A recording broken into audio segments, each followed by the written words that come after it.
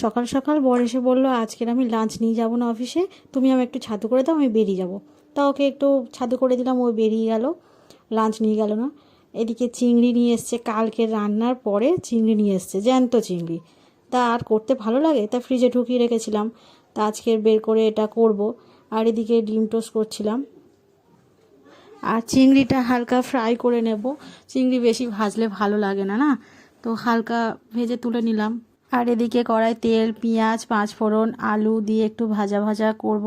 একটু আদা বাটা দিয়ে, টমেটো, লবণ দিয়ে, হলুদ গুঁড়ো দিয়ে একটু হালকা করে কষে একটু জল দেবো, আর একটু জিরে বাটা দিয়ে করব। কাঁচা লঙ্কা, লঙ্কার গুঁড়ো দেবো না, কাঁচা লঙ্কা দিয়েই করব। আর এদিকে ভাতটাও ফুটে গেছে। আর রান্নাঘরে প্রচণ্ড রোদ লেগেছে, আমার গায়ে রোদ লাগছে, দেখো পুরো দেখা যাচ্ছে।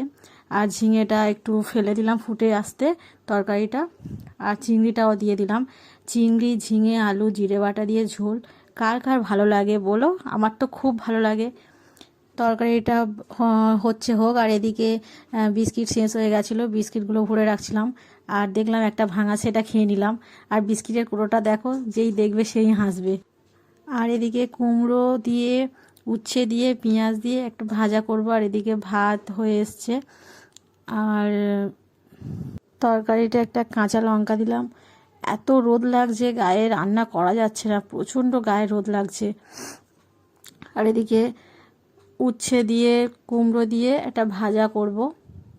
বাড়িতে এসে যে বিস্কিটের কৌটোটা দেখেছে সবাই হাসছে, ফিট আর কৌটো।